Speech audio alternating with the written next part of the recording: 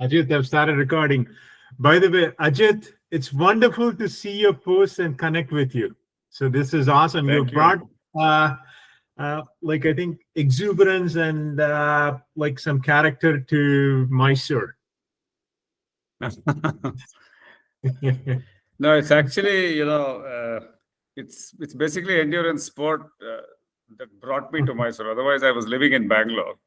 Okay. But what brought me here was Mysore is so nice for endurance sport. Of course, I mean, for my bread and butter, I had my business, which was also happening in Mysore. But Very I nice. moved but I moved completely to Mysore because of endurance sport. It was such a nice place to do all of those things. That's awesome. Ajith, tell me about yourself. Yeah, I know.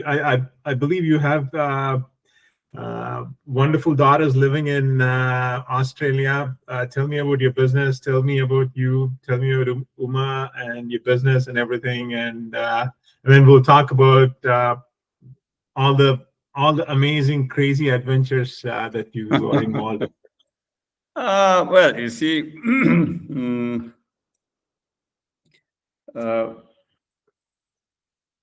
my daughters and we took a call on migrating to Australia way back in the year 2000.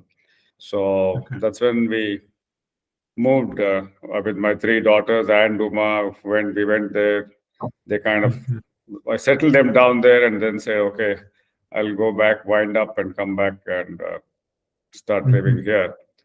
But somehow that wind up never happened. So I couldn't wind up the business basically. So ever since, for the last 25 years, I've been spending 3 months of the year in Sydney with the family, and the rest of the time I've been doing my business here. Been happily like that. But otherwise, the move to Mysore was basically because Mysore is so much nicer a place for running, bicycling, swimming, and way back, I think probably more than almost 12 years ago, we came across the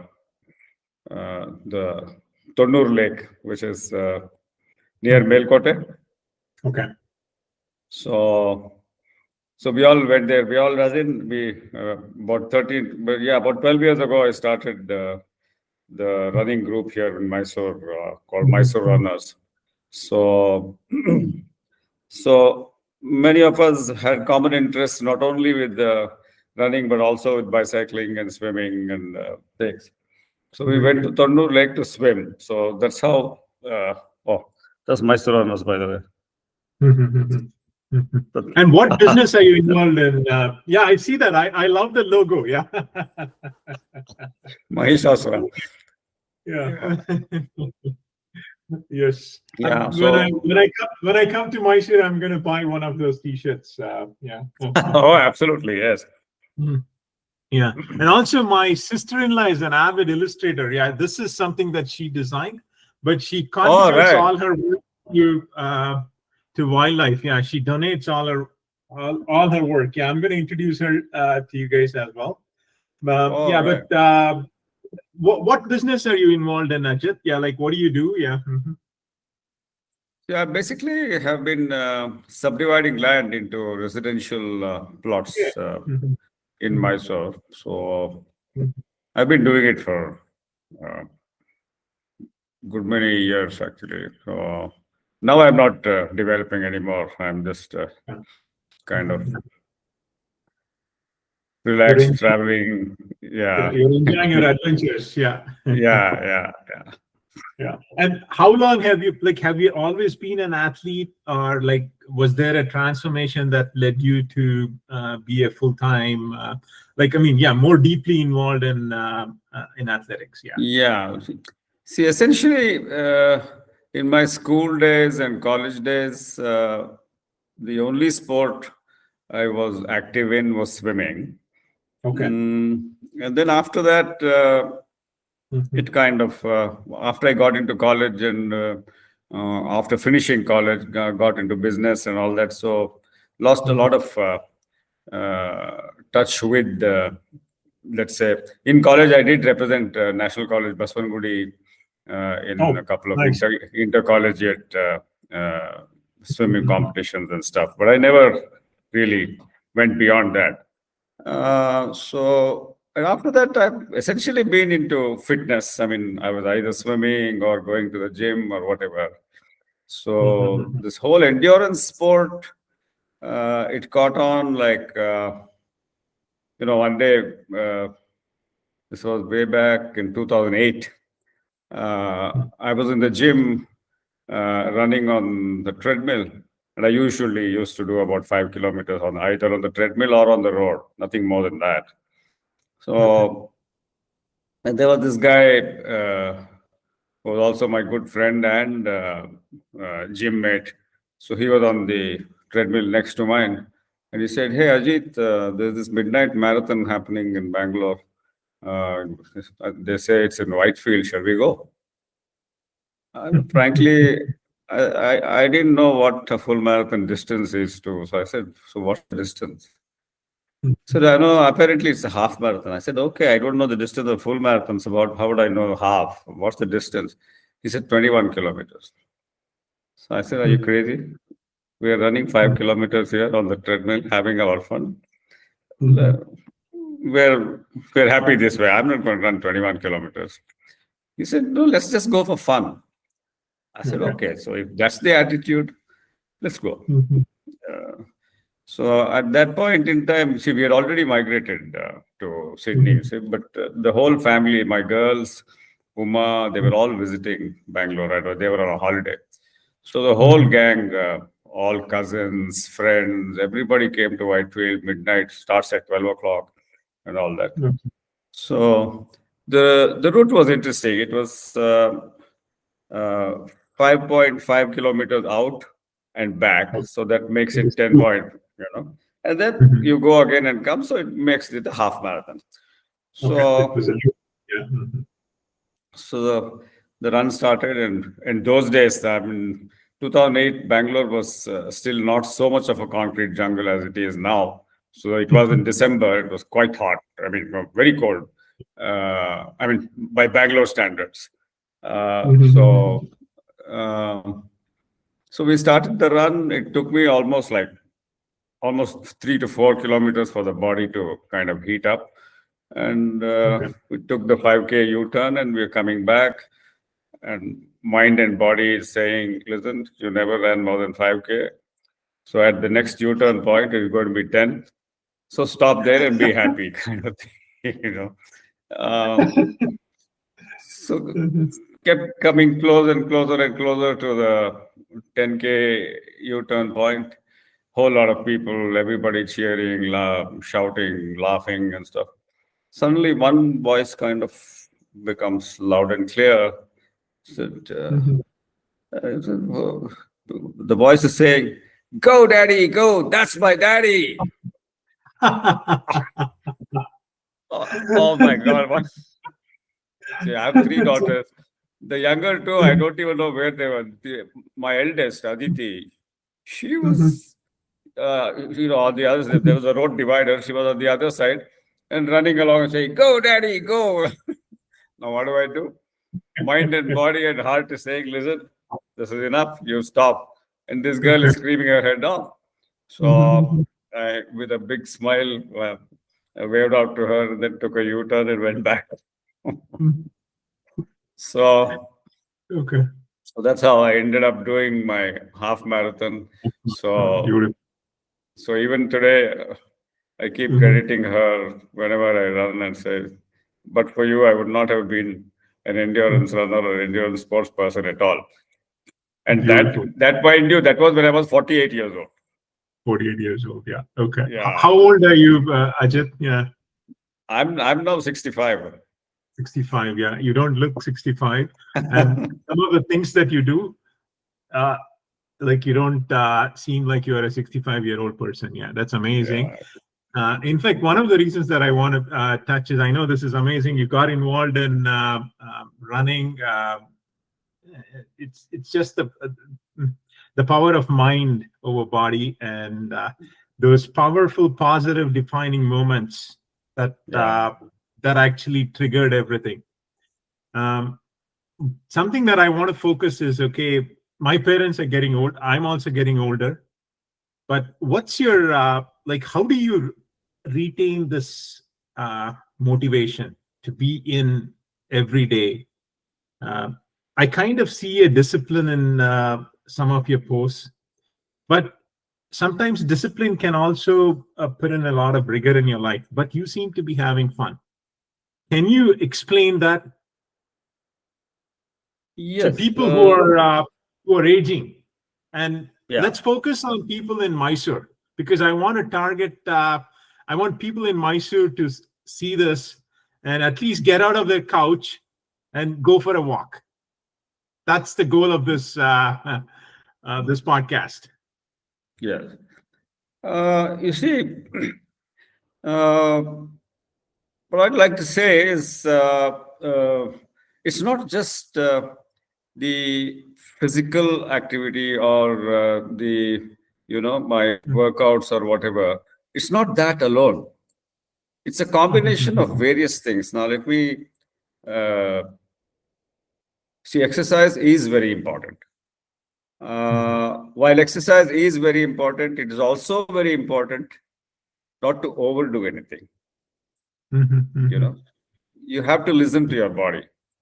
You have to listen to your body and see what's best and what's comfortable for it. Then secondly, after having done a workout, especially in endurance sport, let's say you went out for a half marathon run, or you went out for a 100-kilometer cycle ride, or you did a 5-kilometer swim or whatever. What also becomes important, especially, see, I'm talking about people who are doing this kind of sport or not doing any sport at all or whatever, who are amateurs, basically. See, the thing is, I must understand that I am an amateur. As in, I do my workouts, I go for my runs, I go for my swims or whatever, for my fitness, and not to get myself a podium finish or a medal or a gold or a silver or a bronze or whatever. Unfortunately, what happens is when people get into the fitness mode, especially when it is running or swimming or bicycling or whatever, they'll go and enroll for an event. And when they go for an event, they're timed. The moment you're timed, you start going after your timing. Oh, so-and-so did it in that much time. Oh, so-and-so did it in that much. This is all I did. I should get better and stuff like that. So, see, this is what I have realized for myself. It's not that I have not gone for races. I have too. I've gone for the Mumbai Marathon. I've gone for the Sydney Marathon. I've run the Bangalore Marathon. I've done all of those. And that too, having started at 48. But the realization kind of dawned on me 10 years after I started it, around 2018. Because that was 2018 was the last full marathon that I ran. So what I found was, of course, by then I had also done a lot of reading in terms of the overall connection between nutrition, exercise, intensity of exercise. All these things make a huge difference. I mean, it's a combined, so you have to combine all of these three. And that's, see, because this whole thing started because you said, when people start aging, what is it that they should be looking at? It's not just exercise alone. Nutrition becomes extremely important. And when I say nutrition,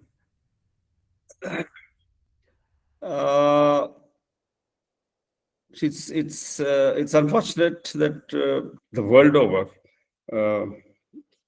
the way we eat, the way we consume food is a little kind of wonky, as in one thing is we eat too many times a day. And secondly, we also consume a lot of carbohydrate. We don't balance it. Let's put it that way. I mean, there's no point going into too much detail at this point. We have to balance it. We have to balance the intake of food and allow the body to, Otherwise, what happens? So this is the whole trouble when we go on over feeding ourselves, especially when you're doing endurance sport, especially. You tend to consume a whole lot of because when you're doing speed, you need that much more sugar. So you overload yourself with sugar. Like I've had friends, I have them even now. I mean, let's say they do a 200-kilometer breve bicycling ride. So that becomes qualification for a double or triple ice cream in the evening. So I've lived that life. Okay. So it kind of gets negated. So it's important to balance balance food, balance exercise, both. Okay. Very good. Yeah, and one more very, very important thing that I have come across with all the reading and stuff that I have done with endurance sport. There's one book by Dr. Phil Maffetone. He has written a book called The Big Book of Endurance. He was a doctor himself, also an endurance runner himself, and he was a coach for many champion endurance sports persons who are into bicycling, running, and also triathletes. So his observation in all those years of training was that 180 minus your age. He called that overall, in general, the threshold aerobic heart rate. Okay. So there are two types of muscles in the body. There are aerobic muscles, there are anaerobic muscles. The aerobic muscles use your own body fat and oxygen for energy. There's no dearth of both. We have enough fat in ourselves and we have enough oxygen. But as long as you're doing your workouts at 180 minus your age, that he called it the threshold aerobic heart rate. So up till that heart rate, it is mainly your aerobic muscles that are functioning. When you take your heart rate beyond that, when you're going after speed, when you're taking your heart rate above that, then your anaerobic muscles start functioning. Okay. Yeah. And anaerobic muscles use only the already stored glycogen in the muscles. And that doesn't last for more than 3 or 4 minutes max. Yeah. Yeah. So in a race, when you're racing, when your heart rate is higher than that, then you need the sugar. Because the glucose from your blood has to convert to glycogen, and that glycogen has to keep giving you energy to do those kind of speeds. Okay. So my question is, I mean, the Ironman world champions, Eliud Kipchoge, and all these people, I mean, that's their life. They need to do speed. That's their life. It's not mine. It's not Madhu's. It's not any of all my Mysore runners. We have more than 300 members, and they are all, we have so many doctors who are running. We have so many IT professionals who are running. We have so many lecturers, bank officials, all kinds of people running with us. So they need to be fit to go for the job after finishing the run or the bicycling or whatever, and not stand in a queue to meet a physiotherapist. Yeah. Very good. Yeah. So like the science part of it is fantastic. Can you talk about the social part of it? Because you mentioned there are 300 runners in a group. I don't think because I grew up in Mysore. Yeah, I mean, yeah, there were athletes. I mean, Mysore has produced some amazing athletes. So but yes, tell me about the social part of this. You mentioned, okay, hey, professors, teachers, bankers, IT professionals, doctors, and I believe there are also some retired people who are part of your group. absolutely. Yeah. What's yes. the social motivation behind this? I know you guys meet every day. I think once a week you guys also have a cup of coffee or the ice cream that you've earned. Okay, tell me about that as well. Yeah. Oh yeah. See, being in an amateur sporting group, see, be it whatever. I mean, it could even be a drama group or whatever. When you're in this kind of a group, what happens is that you mix with a whole range of age group of people. You know, see, if I'm going to be friends with only my business associates, that's ridiculous. I mean, we will always be discussing business. We will always be more or less the same age group, and whereas here it's not like that. I mean, we have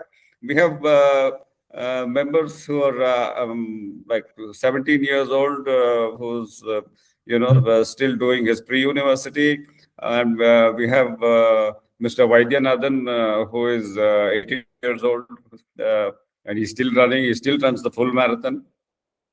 Very good. We have another Mr. Ravindra Gundurao, who is an architect, and he's about close to 70 now. We have a number. I mean, we have all age groups with us, and it's so nice. I mean, and they're all coming from different backgrounds. You see, we have a runner who has come from the foreign service. He's 74 years old. He still runs. His wife runs. It's so wonderful. So, and also I have kind of promoted, or rather told my Mysorerunners that, you see, we have beginners, we have kind of 1 or 2 year experienced runners, and we have runners here who are experienced for more than 10, 15 years. So I advise them and say, by all means, go to races. By all means, do that. But only bear in mind that your bread and butter is coming from elsewhere. So we don't really have to go for, paid training and this, that, and the other. We are all here to help you. Ask a number of questions. We are here to. So that's why on every Wednesday, we run in Mount Gangotri. And we do a small loop there so that all, be it beginners or experienced runners or whatever, we're all bumping into each other and saying a hello. Okay, you're doing fine. Or if they have a question, sure, ask me the question. Run with them. That kind of thing. So otherwise, if everybody is doing their own pace, I mean, so each one is somewhere in different parts of the university and not even able to talk. Very important. And yes. Yeah, and most of the time when we are running, we're doing a comfortable speed where we are able to talk as we run. So it will be a very chatty run. It's not as if you're. That's a good attribute. Yeah. So that's the advantage of having a group like this, because you get to. And generally, I mean, because you have that many people from different background, different age groups, you discuss a whole lot of things. I mean, it increases your knowledge per se about society. with what's happening around you. We discuss all aspects, you see. It's good. It's nice to be part of a community, right? It Absolutely, increases yes. your morale. Yeah. Yes, absolutely. Beautiful. That's wonderful that you've done that. And another thing that I notice is you eat only once a day. Yeah. Let's forget about the science part of it. It needs some support in terms of your wife to be part of that whole model. How did you transition from multiple meals a day to a single meal per day? And are you doing it alone, or is Uma part of it, or Yes. Tell me the support that you have behind this journey, and how did you make it happen? You see, support, as in, see, Uma does 1 meal a day as well. So the support is there anyway. But the collaboration is very important. Yeah. Yes, and I'm a non-vegetarian and she's a vegetarian. So in that sense, what she eats and I mean, obviously I eat what she eats too. I eat a lot of vegetables as well. But being a non-vegetarian, on most days, at least 5 days a week, I eat meat, some form of meat or the other. But frankly, it's not so difficult, really. I mean, over a period of time, your peers, family, friends, everybody realizes, okay, just leave them alone, kind of thing. So, no. So Another thing that I've noticed is, as I'm aging, the less food I eat, I feel better. Absolutely, yeah. That's something that I've noticed. And the rationale behind this question is, how can we encourage people to make that transition? Many a times people have this bottleneck, something that's holding them back. Hey, I need to eat breakfast. I need to eat lunch. I need to eat dinner. Because that's every morning I talk to my mom, or whenever I speak to her, hey, what was for breakfast? So I don't tell her I skipped breakfast. So how do we change the thought process? I mean, we don't have to, but how did you make that? Yeah. See, I did a lot of reading about this because my daughter, my eldest daughter, she was diagnosed as being insulin resistant. Okay. And and that she was on the verge of become a diabetic. So and that was when she was about 28 years old. So that's what got me worried, and started to then read and try to understand how a thing like this can be rectified naturally with just lifestyle changes, basically. Yeah. So it's basically a lifestyle change, which takes you towards a healthier body, and kind of thing. So that's when I came across the science behind low carbohydrate eating and consuming high fat, and then eventually also the fasting, how it helps, what the science behind it is, and stuff like that. So actually, you see, even an ailment like diabetes is absolutely reversible, providing you make the right kind of lifestyle changes. So my daughter's not on any medication anymore. For quite some time, she only takes care of her health with what she eats. Beautiful. Basically. What and when. That's powerful. So I'm 65 now. I can confidently tell you, till I kick my bucket, I'll never ever be a diabetic. Beautiful, yeah. So, Uma is a big supporter of your model of life. Yes.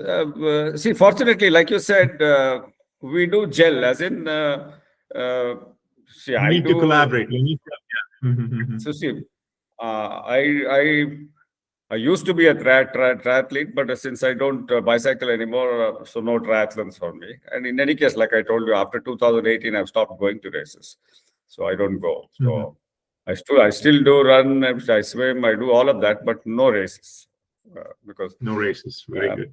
Very it's good.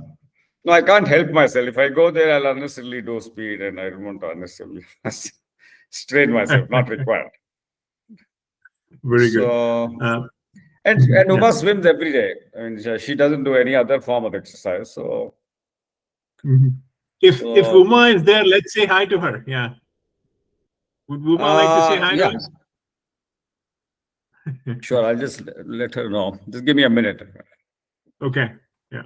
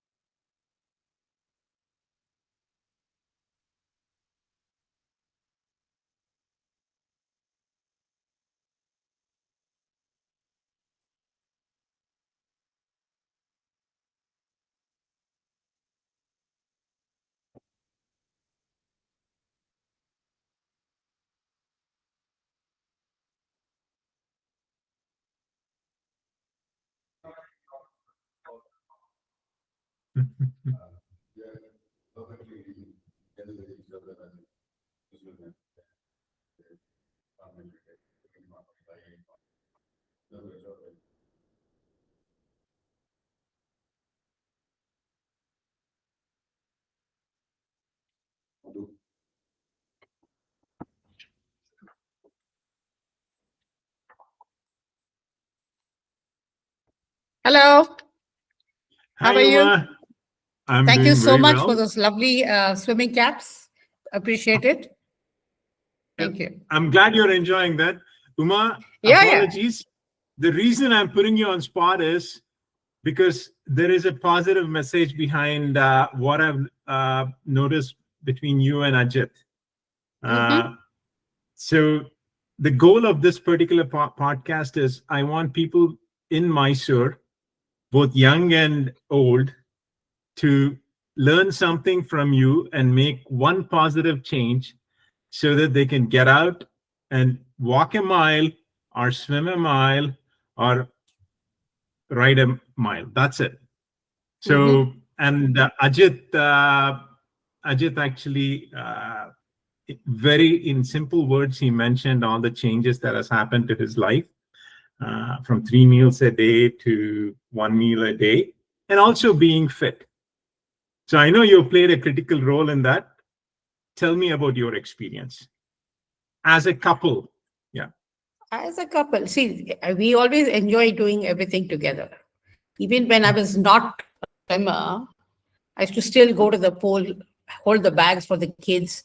They used to swim. Ajith used to swim. And then he would leave them and then he would go running. I used to still be with the kids. So just to be a part of the children's activities, I also started learning. I learned swimming at very late, around 30, 35 in my time. And then I just caught up. And then ever since then, of course, once I moved to Sydney, I wasn't doing that much of active swimming, but I used to do a lot of walking. Mainly because Australia is beautiful. Flowers are beautiful. I keep admiring all those plants. So I used to walk on different routes and that made me, cultivate a routine of walking every day.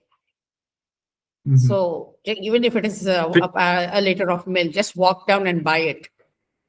So that is how we started. Your daily life, yeah. Fitness, yes. So my swimming was pushed behind, and then we started with walking. And then I also got encouraged by Ajith to do some running. So I even attempted a couple of 5Ks and 10Ks and one half marathon. And I said, that's it. No more. I prefer doing my swimming. But fitness has always been a part of both our lives. In school, I was a school athlete. Okay. And very good. And I used to do a lot of, running, sprinting, all those sort of activities. And we were also playing cricket. For our time when we played cricket, it was still not recognized for women. But I still did cricket. And we had parents who were very encouraging also. So one form of activity has always been a part. So, and then eating. I was what Ajith calls as a junk queen, because I used to eat all junk.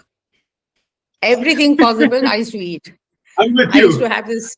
Yes.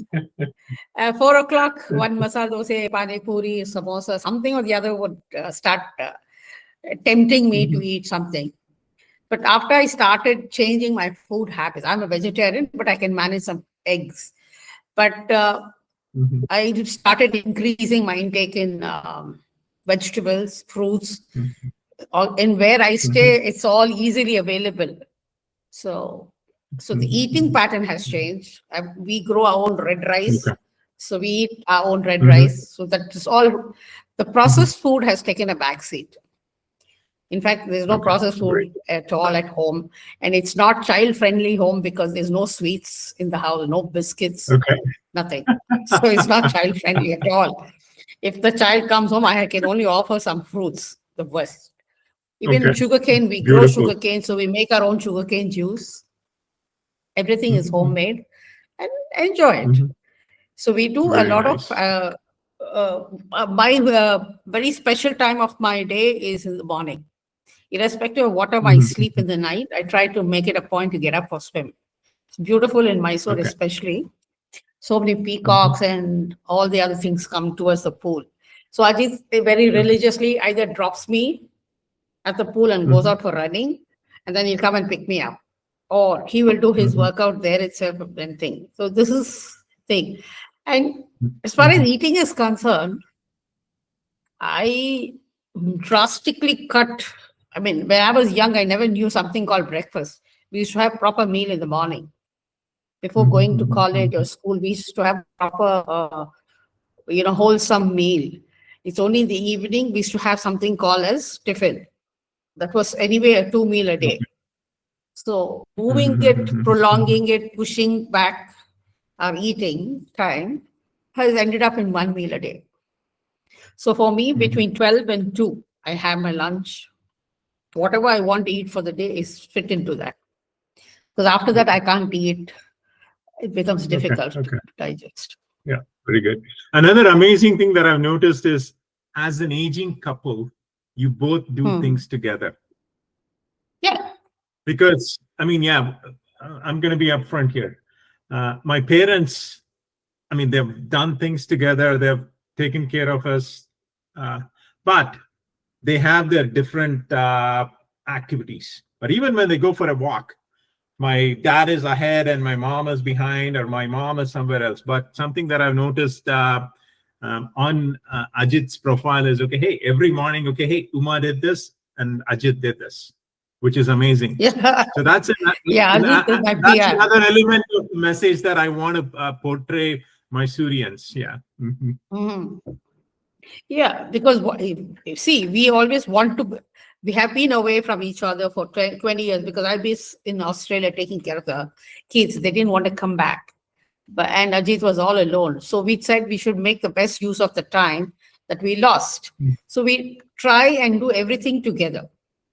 And it's easy because it's not that we are, even if I go to the club, if we go to have a drink, I'll be the only woman sitting and drinking there.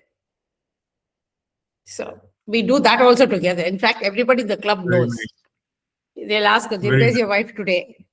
So you'll say, she's gone there, she's gone there. Something.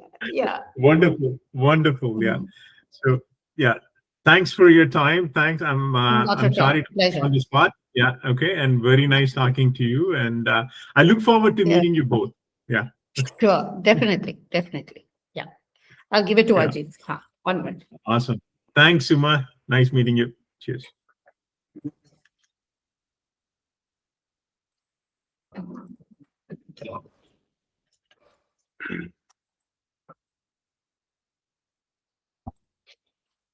Yeah. Ajith, that was wonderful. Thank you very much. And no worries at the last section of the chat. Tell me about your farm.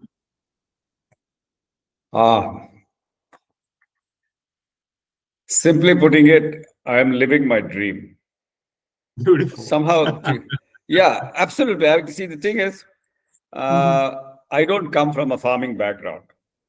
The family, not my grandfather, not my father, nobody. I mean, there was no. But somehow, actually, for 2 years, my dad used to work for a bank. So he worked for 2 years in Mangalore. He was in Canara Bank. So Mangalore, you know, I mean, it's the Western Ghats, very green, and where we used to stay, the house we were staying in, those people, they were coffee planters themselves. So I've gone to their coffee plantation many times and stuff like that. So at that point in time, it all kind of got into my head that I should live on a farm, grow my own food, my own fruit, you know, this kind of thing. It has stuck in my head. And this was, mind you, when I was doing my year 10 and first year pre-university. So finally, I managed to build my home here on this farm when I was 54 years old. I started to build when I was 54. I finished much later. So, yeah, that's how it started. So I just got this small 1 acre bit of land. When I bought it, there were only 9 coconut trees, 1 tamarind tree, and 1 sapota tree. There was nothing else here. Everything else I've planted, and now it's like a forest. I mean, it's like a fruit forest. So yeah, so I'm so happy. I mean, but farming is not easy. Yeah. So we literally choose what we want to eat, whether we want to eat the cauliflower or we want to eat the lady's finger or brinjal or whatever. I mean, there's everything everywhere. So yeah. And it's so nice to share this joy with our guests as well. So like I built this place, but maybe I got a little too ambitious when I built it and made it too big. So then after Oma came down, we decided it's simply too big a house for us. Just 2 bedrooms on the ground floor is enough. So we converted the whole thing into a farm stay. Because on the first floor, I had planned my gym, I had planned my home theater and everything. So we cut out all that and converted it to farm stay. So it's so nice to have guests, especially when kids come, you know, to show them the plants on the plant. I mean, to show them the vegetables on the plant is so important. Nice. Yes. Simply ask the kids, I just ask them to stand in one place, and I'll say, okay, within 6 feet around you, there are 4 vegetables. Can you show me the vegetables? They start looking up. I said, no, vegetables don't grow up there. Look down. You know, so because they haven't seen the beans in the plant, they haven't seen brinjal in the plant. And then, of course, I get them to plant the seeds or whatever. I follow it up with photographs or videos of what they planted. That they've started growing now, they've started flowering, they've started giving the vegetable. So it makes them feel so happy. And of course, makes me happy as well. So Wonderful. Yeah. And what's your farm called, Ajith? It's called the Organics a Farm Retreat. Organics Farm Retreat. And people can contact you via, like, how can they reach out to you? We are not on any booking platform, so it goes by word of mouth. We are there on Google. I mean, anybody searching for accommodation, especially farm stay in Mysore, they'll bump into our Organics. Okay, awesome. And of course, we are active on Instagram and Facebook, so people see that and come. So awesome. Yeah. Awesome. Ajith, thank you very much for your time. This is a wonderful conversation, and love chatting with Uma. I mean, yeah, I love spending some time with you both, having a drink, eating an ice cream, and having a sugarcane juice in your farm. Absolutely, absolutely. We'll look forward to hosting you here. Do come along. Awesome, yeah. It was great talking to you too, and it's great to see you take that much of an interest, especially with the endurance swimmers. Amazing, really. All your I keep seeing your posts on. Yeah, no, there's they're wonderful athletes that I'm connected to, but I've only done very small. Yeah, that's okay. Yeah, but it's an experience, yeah, right? It's an opportunity to meet wonderful people. Yeah, I think if I had not done those things, I would have never come across your posts. Yeah, absolutely. Yeah, very good. Thank you. Bye bye. Okay, thank you so much, Madhu. It was great talking to you too. I was so happy. Likewise. Thank you. Likewise. I loved it. Cheers. Bye bye. Bye.